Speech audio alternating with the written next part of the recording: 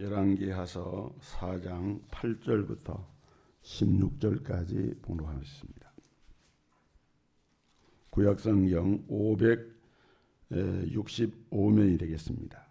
565면 열왕기하서 4장 8절부터 17절까지 봉독합니다. 하루는 엘리사가 수넴에 이르렀더니 거기에 한 귀한 여인이 저를 간권하여 음식을 먹게 한 고로 엘리사가 그곳을 지날 때마다 음식을 먹으러 그리로 들어갔더라. 여인이 그 남편에게 이르되 항상 우리에게로 지나는 이 사람은 하나님의 거룩한 사람인 줄을 내가 아노니 우리가 저를 위하여 작은 방을 담위에 짓고 침상과 책상과 의자와 촛대를 진설하사이다. 저가 우리에게 이르면 거기 유하리이다 하였더라. 하루는 엘리사가 거기 이르러 그 방에 들어가서 누웠더니 자기 사환 게하시에게 이르되 이 수넴 여인을 불러오라. 곧 부름에 여인이 그 앞에 선지라. 엘리사가 자기 사환에게 이르되 너는 저에게 이르라. 네가 이같이 우리를 위하여 생각이 주밀하도다. 내가 너를 위하여 어떻게 하랴? 왕에게나 군대 장관에게 무슨 구할 것이 있느냐?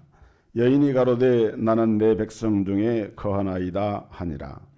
엘리사가 가로되 그러면 저를 위하여 무엇을 하여야 할꼬? 게하시가 대답하되 참으로 이 여인은 아들이 없고 그 남편은 늙었나이다. 가로되 다시 부르라. 부름에 여인이 문에 서니라. 엘리사가 가로되 돌이 되면 네가 아들을 안으리라. 여인이 가로되 아니로소이다. 내 주 하나님의 사람이여 당신의 계집종을 속이지 마옵소서 하니라. 여인이 과연 잉태하여 돌이 돌아오매 엘리사의 말한 대로 아들을 낳았더라. 아멘. 할렐루야. 서로 우리 인사하겠습니다. 하나님 은혜가 함께 하시기 바랍니다. 반갑습니다.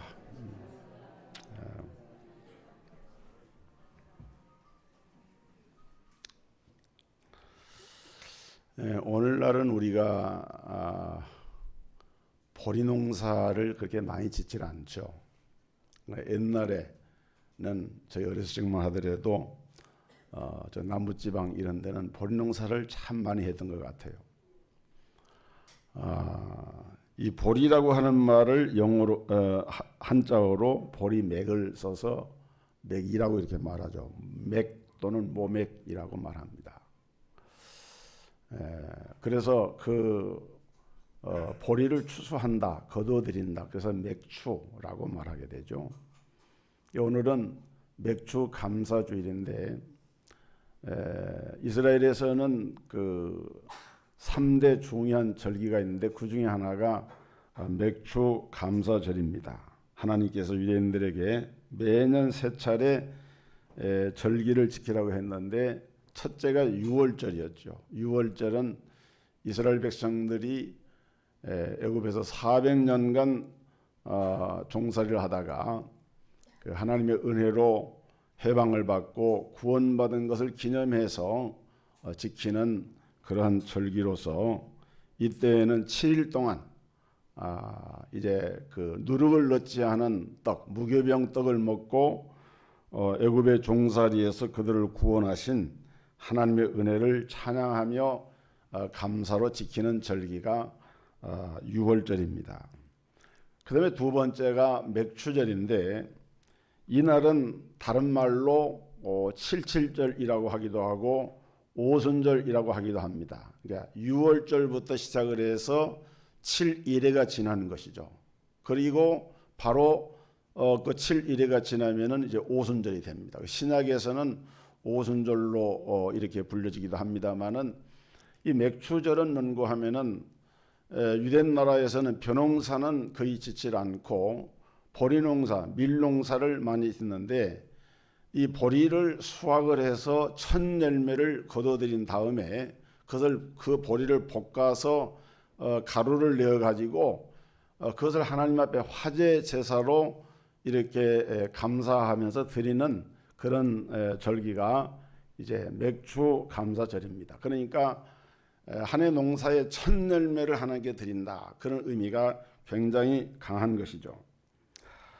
세 번째 절기는 수장절인데 1년 동안 지은 모든 농사를 가을이 되면은 이걸 거둬들여서 이제 창고에 드리게 되는데, 이 농사를 하나님께서 허락하신 것을 감사하면서 이스라엘 백성들은 저 광야로 나가서 거기에다가 이제 초막을 짓고 거기에 살면서 과거에 그들의 조상들이 하나님의 은혜로 이렇게 그 광야에서 40년간 초막 생활을 했던 것을 기념하면서 이렇게 지키는 절기가 이제 이 수장절 절기가 됩니다. 이것을 이제 우리가 보통 가을에 추수감사절로 연결해서 이렇게 또 보기도 하죠. 그래서 오늘 우리가 이 신약의 맥추절은 그 오순절로 초대교회가 탄생된 날이기도 하고, 그래서 우리의 믿음도 보면은 첫 믿음, 첫 예물, 하나님께 첫 헌신, 내가 처음 직분 받았을 때 첫 감격.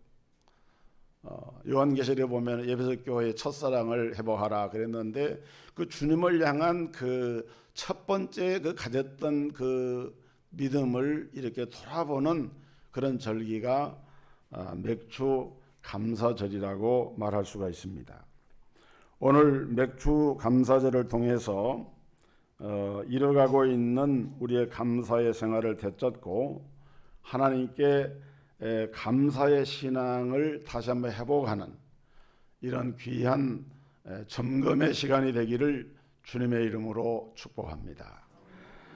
그렇다면은 우리가 어떻게 하나님 은혜를 감사하면서 섬길 수가 있을까? 오늘 본문 말씀을 보면은 하나님이 크게 들어서신 여인, 한 수넴 여인의 아름다운 섬김이 여기에 기록이 되어 있습니다. 이 수넴 여인은 하나님께로부터 큰 복을 받았고 또 그 복을 누렸습니다.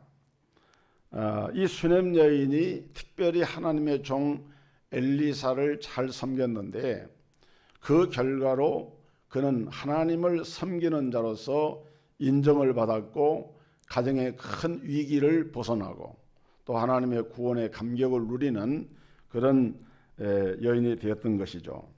이 수넴 여인이 엘리사를 어떻게 섬겼는가? 첫째는 자원하면서 강권하여 하나님의 종을 섬겼다 그랬습니다.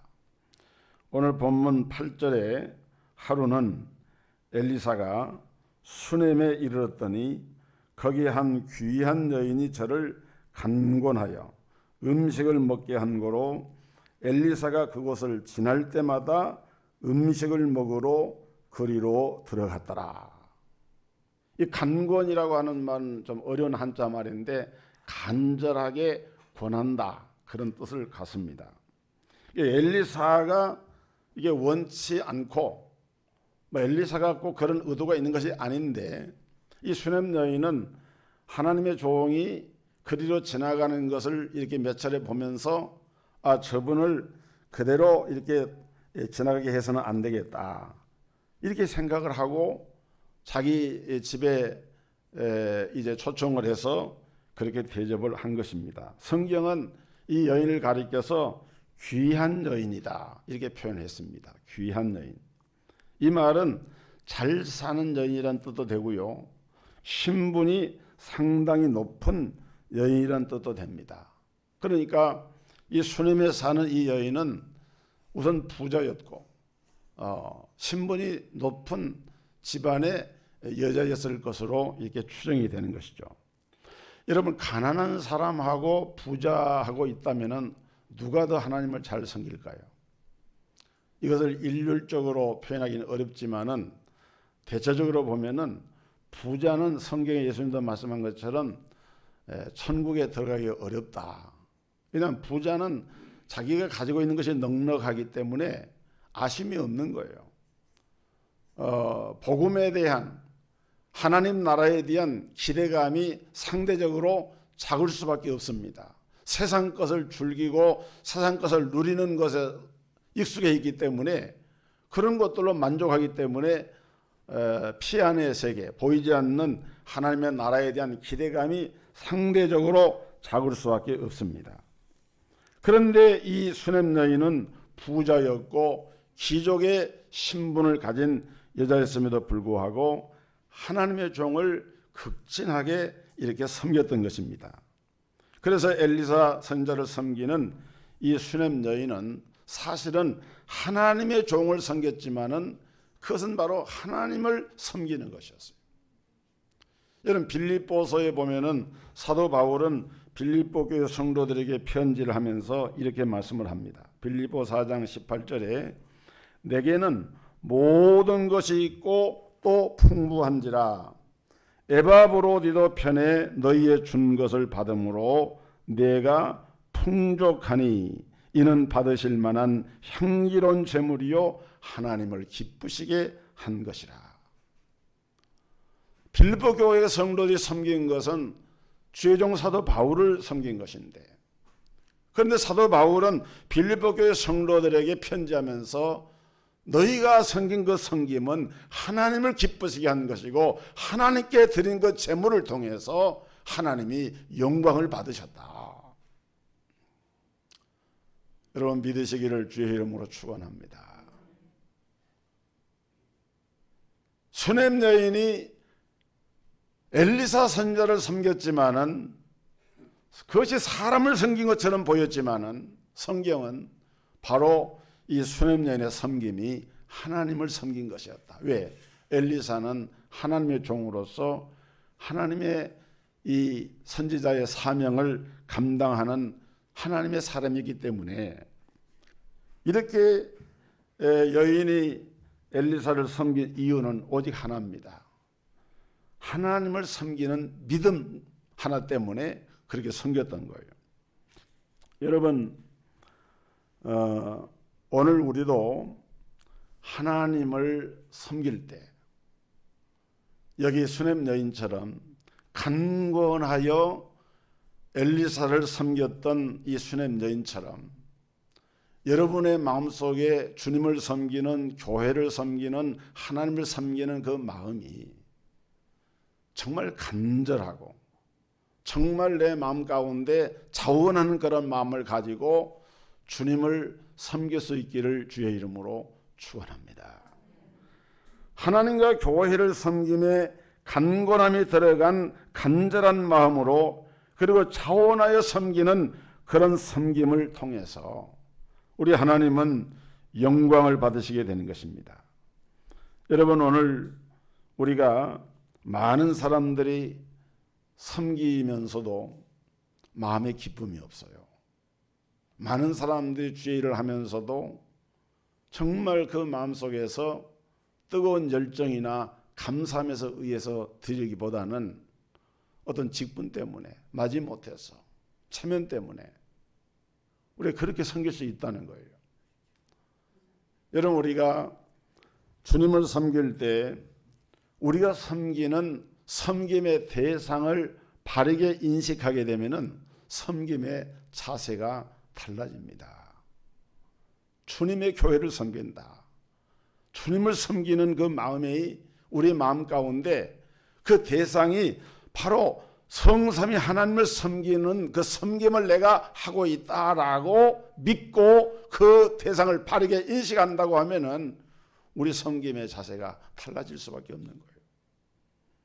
사람을 섬기는 것이 아니라 어떤 인위적인 권위를 섬기는 것이 아니라 살아계신 하나님, 나를 위하여서 생명을 아끼지 아니고 내어주신 그 그리스도 예수의 구속의 은혜와 그 사랑과 성령의 인치심과 창세전에 성부 하나님의 애정 가운데 나를 구원해 주신 그 사실을 생각한다라고 하면은 우리의 섬김이 오늘 이 수냄 여인처럼 간절한 간건하는 섬김을 드릴 수가 있게 되는 것입니다. 여러분 여기 이 수냄 여인은 이렇게 엘리사를 단순히 많고 많은 선지자 가운데 한 사람이 아니라 하나님의 사람으로, 하나님의 종으로 이렇게 대접을 했습니다. 그래서 이 섬김은 곧 하나님을 섬기는 섬김이 되었습니다.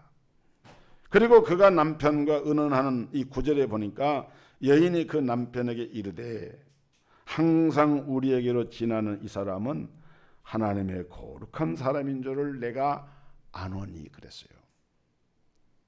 이 사람은 하나님의 거룩한 사람인 줄을 내가 안다. 그것이 이 수넴 여인이 엘리사 선지자를 간곤하여 섬길 수 있는 이유였던 것이죠.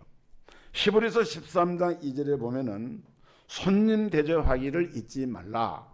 이로써 부지 중에 천사들을 대접한 이들이 있느니라 그랬어요. 여러분, 그 사람이 누굽니까? 창세기 보면은 아브라함이었죠. 아브라함은 길 지나가는 천사를 처음에는 사람의 모양으로 나타나는 천사인지도 모르죠. 그런데 자기 집에다가 간건하여 들여가지고 그 천사들을 대접을 합니다. 나중에 그 천사를 통해서 아브라함은 그 조카 롯이 살고 있는 소돔과 고모라 성이 불심판 당한 것을 알게 되어지고 또 그 천사를 붙들고 간절히 기도하고 청원을 해가지고 이제 의인 단 5사람만 있더라도 그 성을 멸하지 말라고.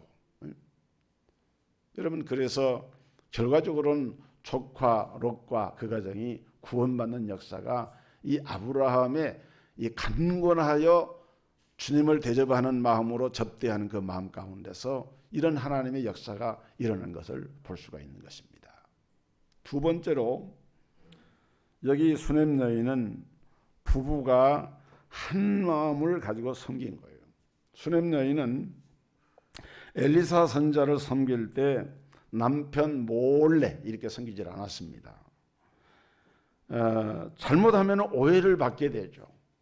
왜냐하면 아무리 하나님의 종이고 거룩한 하나님의 사람이지만은 그것을 그렇게 알고 인식하는 사람에게는 문제가 없겠지만은 보통 일반 사람들이 자기 집에 동네 사람도 아니고 모르는 사람을 이렇게 모셔다가 식사 대접을 하고 뭐 이렇게 친절을 베풀고 그러면은 오해를 사지 않겠어요.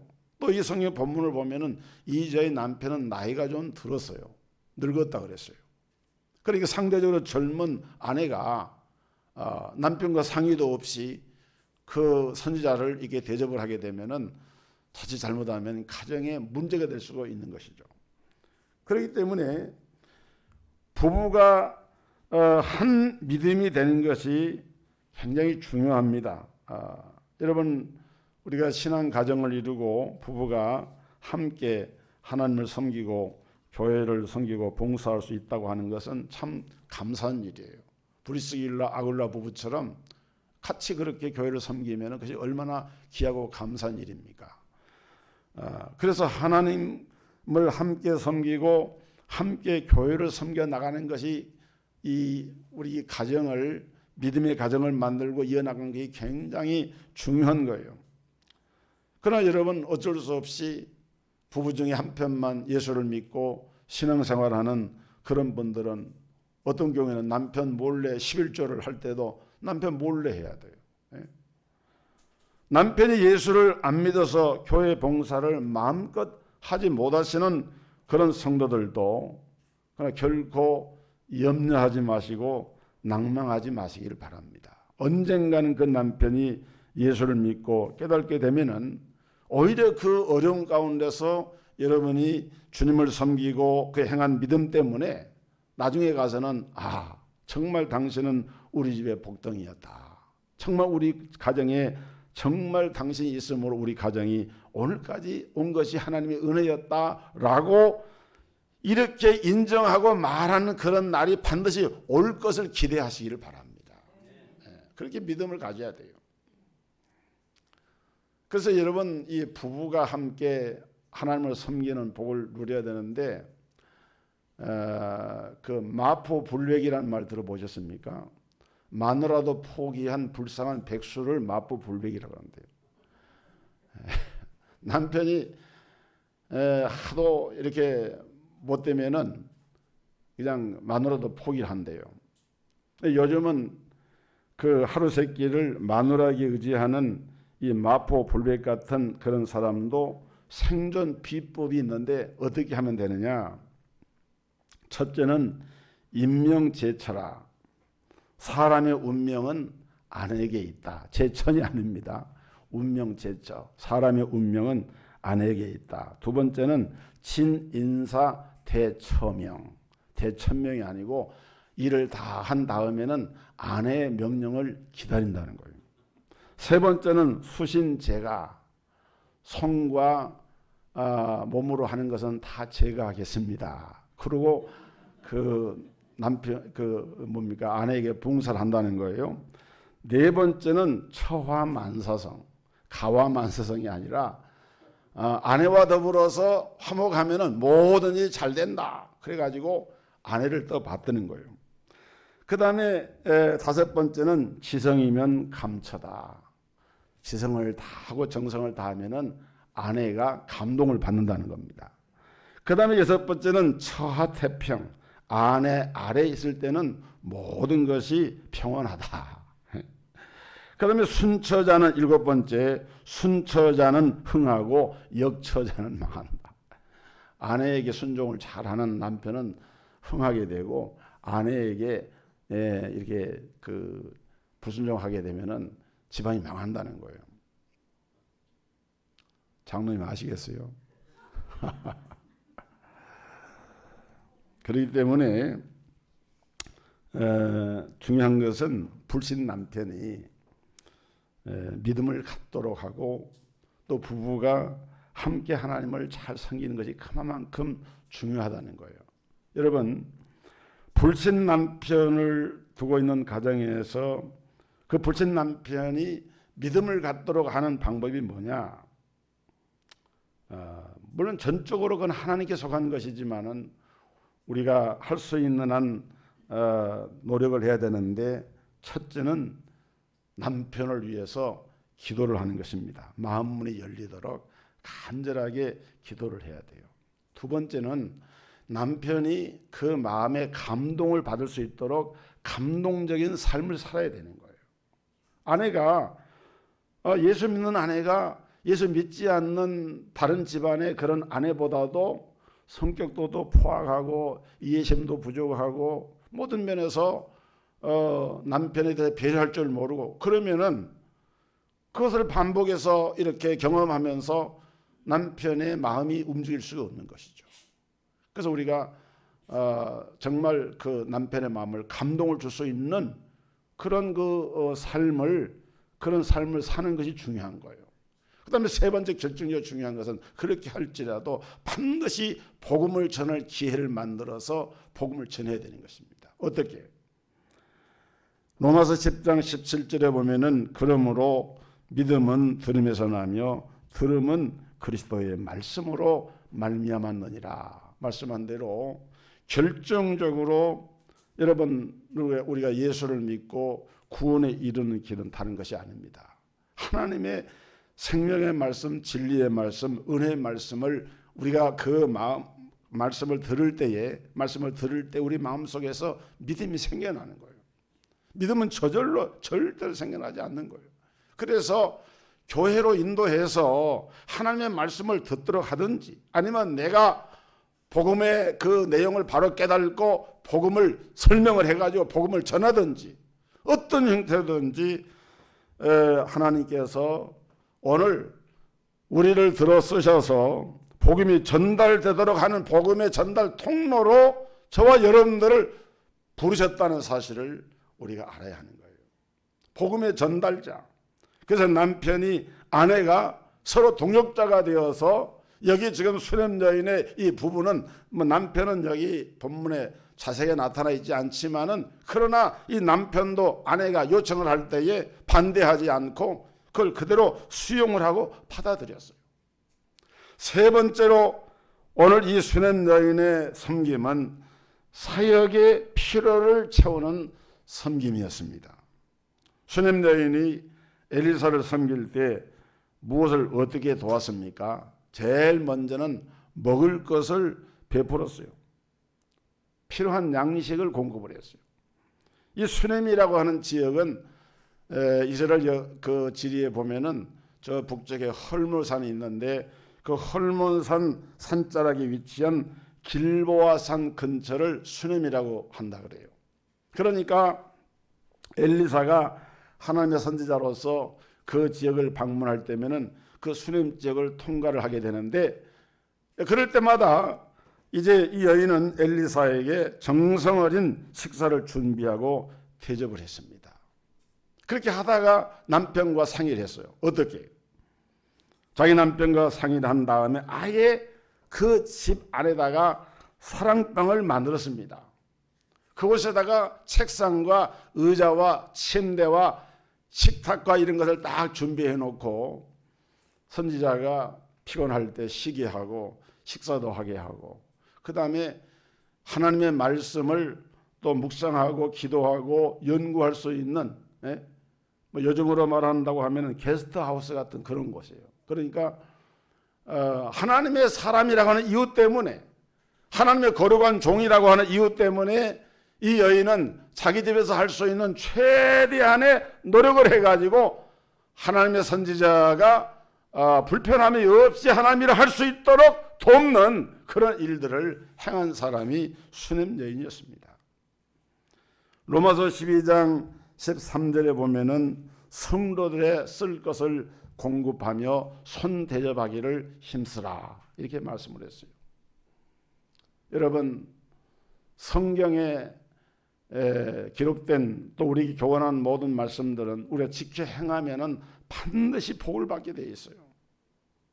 어리석은 사람들은 하나님의 말씀이 주어짐에도 불구하고 실행하려 하지 않습니다.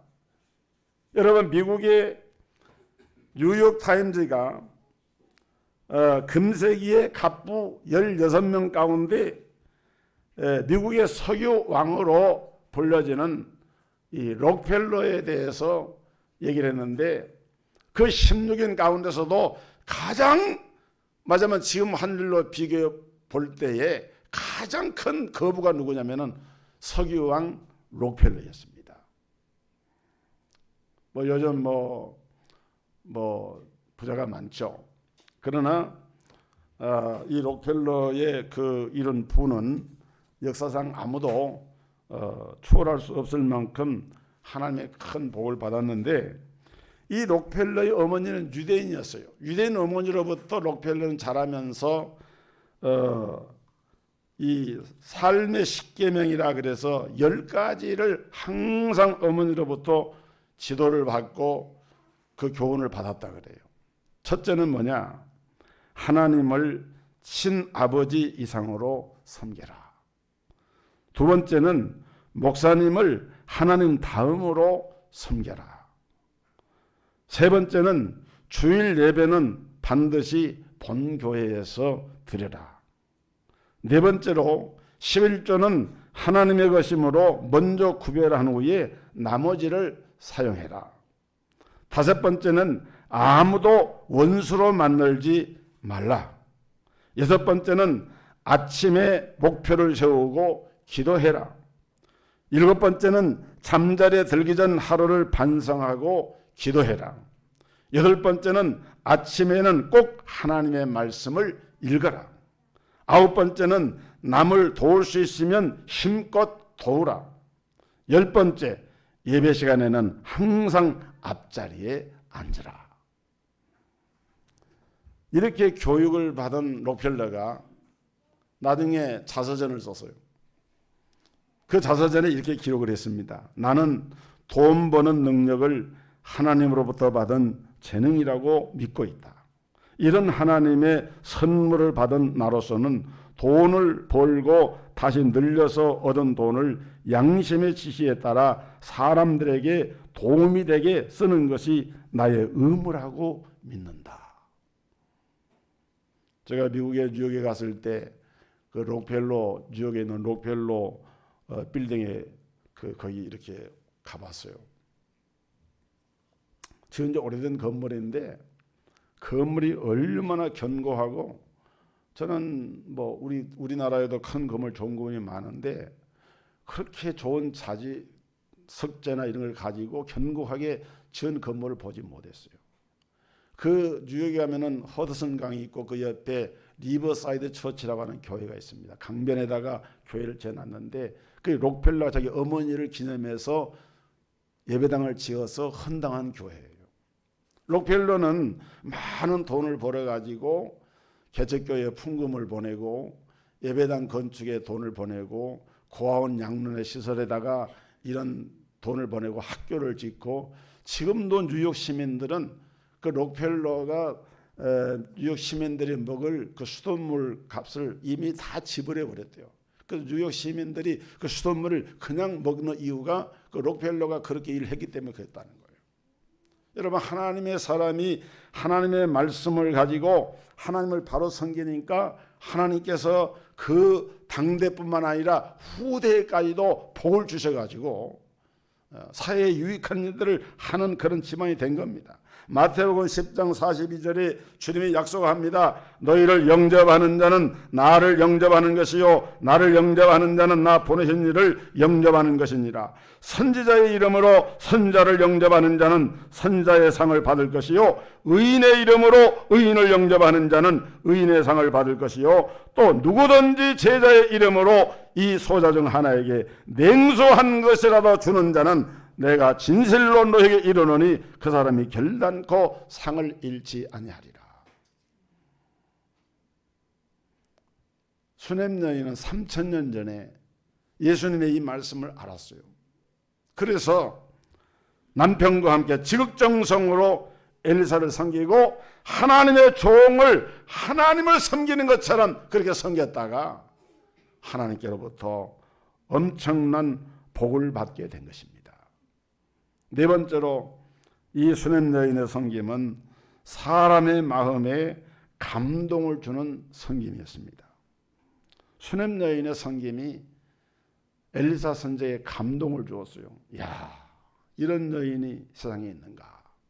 그래서 엘리사 선지자가 그 사환 게하시에게 그 여인을 좀 데려오라 그랬습니다. 한 집에 살지만은 불러다가 지금 이 여인이 가장 필요로 하는 것이 무엇인가, 소원하는 것이 뭔가를 물어보게 했어요. 그랬더니 여인이 뭐라고 대답을 합니까? 나는 내 백성 중에 거하나이다. 엘리사가 자기 사환에게 13절에 이르되 너는 저에게 이르라. 네가 이같이 우리를 위하여 생각이 주밀하도다. 내가 너를 위하여 어떻게 하랴? 왕에게나 군대 장관에게 무슨 구할 것이 있느냐? 이렇게 물으니까 여인이 가로되 나는 내 백성 중에 거하나이다. 어떻게 보면 동문서답 같은데 이 말은 무슨 말인가 하면은 이런 식으로 표현한다고 하면은 괜찮습니다. 나는 별 탈 없이 잘 이렇게 지내고 있습니다. 그러니까 선지자님이 나를 특별히 이렇게 뭘 안 해줘도 괜찮습니다. 이제 그런 얘기예요. 그래서 이 여인이 물러갔어요. 그래서 다시 엘리사 선지자가 그를 두고 기도하고 있는데 게하시가 이렇게 얘기를 합니다. 선생님, 그런데 이 여인의 집에는 자식이 없습니다. 무자합니다. 이 여인은 아들이 없고 그 남편은 늙었습니다. 그 말을 들은 엘리사 선지자가 그 여인을 다시 부르게 한 다음에 그 여인에게 이렇게 말씀합니다. 돌이 되면은 네가 아들을 안을 것이다. 남편은 늙었고 뭐 이미 가정생활이 오래됐는데 자식이 없는데, 그런데 여러분 사람을 생명을 아기를 잉태하고 출산하는 것은 하나님이 하시는 일이잖아요. 사람이 원한다고 된 일이 아니지 않습니까? 그런데 엘리사는 하나님의 그 언약의 말씀과 확신을 가지고 그냥 선포를 한 거예요. 돌이 되면은 네가 아들을 안을 것이다. 그러니까 여인이 뭐라 그런가 하면은 그걸 믿지 않았다 그랬어요. 여인이 문에 서 가지고 하는 말이 당신의 내 주 하나님의 사람이요 당신의 계집종을 속이지 마옵소서. 믿을 수가 없다는 거예요. 그런데 하나님의 종은 담대하게 선포를 했어요. 반드시 너에게 아들이 있을 것이다. 그러고 나서 17절에 보면은 뭐라고 얘기를 합니까? 여인이 과연 잉태하여 돌이 돌아오매 엘리사의 말한 대로 아들을 낳았더라. 할렐루야. 할렐루야. 여러분, 오늘 우리가 맥주 감사 주일 절기를 지키면서 우리 삶 가운데 감사가 넘치면은 하나님과 교회와 주의 종들을 섬기되 억지가 아닌 감사와 기쁨으로 섬기면 우리 하나님은 내가 저에게 무엇을 줄고 말씀하시다가 내가 구하지 않은 것까지도 하나님이 주신다는 거예요. 이걸 사실은 이 여인이 구한 게 아니었거든요. 주십니다. 여러분의 후대의 자녀가 고난을 당해도 하나님의 은혜로 회복이 되는 역사가 일어나게 됩니다. 어떤 분이 얼굴이 마구 구겨져 가지고 성형수술을 해도 고칠 수가 없을 정도로 많이 구겨졌대요. 그래서 원인이 뭔가를 찾아도 찾을 길이 없었는데 한 의사 선생님이 이렇게 얘기를 했습니다. 당신이 얼굴이 이렇게 된 것은 먹을 것을 잘못 먹어서 그렇습니다. 그것이 무엇이냐고 물었더니 구기자를 먹어서 그렇습니다. 구기자를 먹어서 얼굴이 구겨졌다는 거예요. 그럼 어떻게 하면 좋습니까? 했더니 피자를 먹으면 됩니다. 여러분, 웃자고 하는 얘기입니다.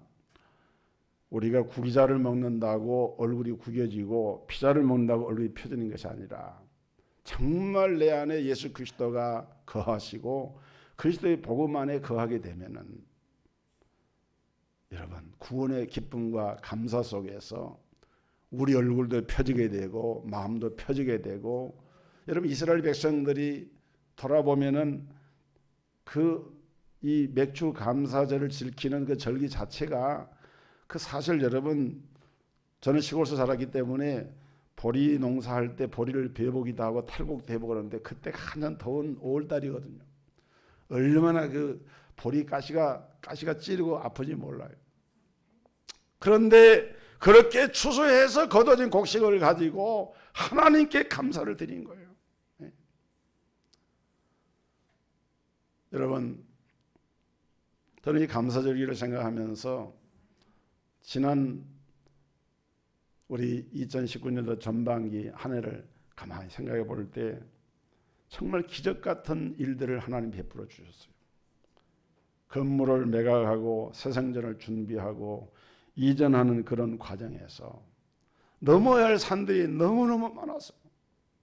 그런데 하나님께서는 물론 우리가 다 만족스러운 건 아니겠죠. 우리 성도들이 또 그런 일들로 마음의 고통도 당하고 했지만은 그러나 돌이켜 보면은 하나님께서 우리 교회에 이 어려운 난관들을 극복하고 여기에 이르기까지 되었다라고 하는 것. 저는 하나님 앞에 너무 감사한 마음입니다. 여러분 하박국서 3장 16절에 내가 들었으므로 내 창자가 흔들렸고 그 목소리로 말미암아 내 입술이 떨렸도다. 무리가 우리를 치러 올라오는 환난 날을 내가 기다림으로 썩이는 것이 내 뼈에 들어왔으며 내 몸은 내 처소에서 떨리는도다. 비록 무화과 나무가 무성하지 못하며 포도나무에 열매가 없으며 감람나무에 소출이 없으며 밭에 먹을 것이 없으며 우리의 양이 없으며 외양간에 소가 없을지라도 나는 여호와로 말미암아 즐거워하며 나의 구원의 하나님으로 말미암아 기뻐하리로다. 주 여호와는 나의 힘이시라. 나의 발을 사슴과 같게 하사 나를 나의 높은 곳으로 다니게 하시리로다. 이 노래는 지휘하는 사람을 위하여 내 수금에 맞춘 것이다. 여러분 하박국의 이 고백이 우리 동석교회와 우리 성도들의 고백이 되기를 주의 이름으로 축원합니다. 신명기 33장 17절에 영원하신 하나님이 내 처소가 되시니 그의 영원하신 팔이 내 아래에 있도다. 그가 내 앞에서 대적을 쫓으시며 멸하라 하시도다. 이스라엘이 안전히 거하며 야곱의 샘은 곡식과 새 포도주의 땅에 홀로 있나니 곧 그의 하늘이 이슬을 내리는 곳에로다. 이스라엘이여 너는 행복한 사람이로다. 여호와의 구원을 너같이 얻은 백성이 누구냐? 그는 너를 돕는 방패시요 내 영광의 칼이시로다. 내 대적이 내게 복종하리니 내가 그들의 높은 곳을 밟으리로다. 아멘. 기도하겠습니다.